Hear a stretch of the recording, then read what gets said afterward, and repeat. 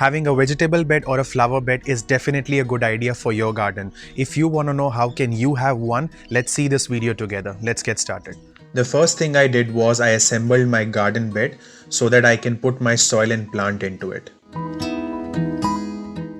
For soil, what I did was I used normal garden soil and I mixed it with organic compost. Also, I had used cow manure in this. So I would say that there are three things that I've used in equal proportion, 25 liters each. So I would say in total 75 liters of soil has gone into this garden bed, which has a mixture of normal garden soil with organic compost and cow manure, so that my vegetables not only get that loose porous soil, but also they get proper moisture, proper nutrients so that they can grow well. After adding all the soil that I wanted, what I did was I mixed everything properly, and I also saw that there were few clay pieces that were formed in the compost. So I made sure that I break them and I just make a fine powder in my soil so that my soil is not only well drained, but it is absolutely loose, porous, so that every single plant enjoys its life in this soil. One of the reasons that I wanted a vegetable garden bed is chances of growing weeds in this type of bed is absolutely zero.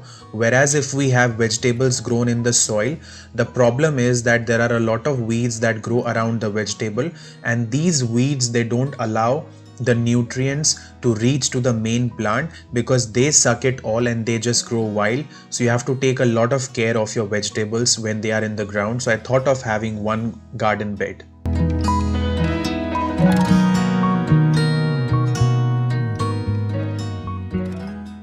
The first thing that I'm going to add is my mint plant, and I want to keep this plant a little bit hanging, so I will plant it at one corner. Next thing that I'm planting is lettuce mix.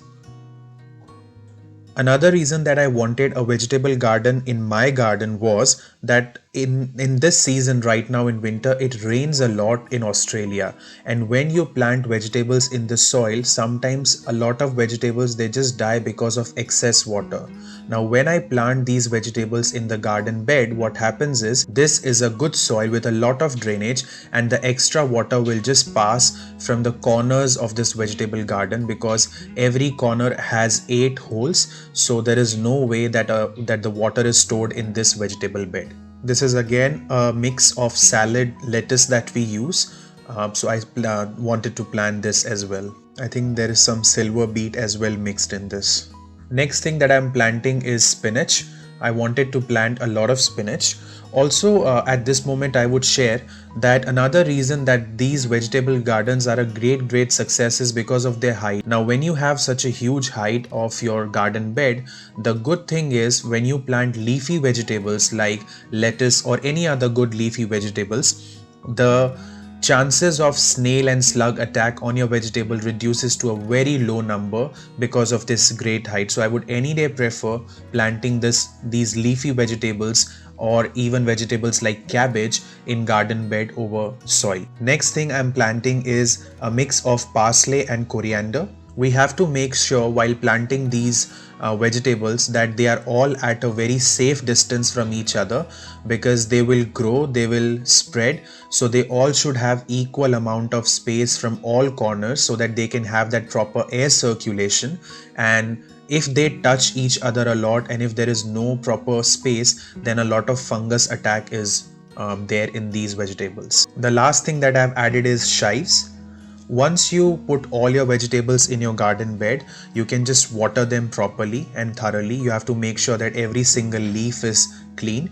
If you are planning to plant vegetables like beans or peas or strawberries that have hanging nature, I would suggest they should be planted at the edges so that they can hang using the support of the border of your garden bed. You have to make sure that you look at your garden bed regularly, and if you see any weed by chance, you have to remove it and you have to keep on digging the soil.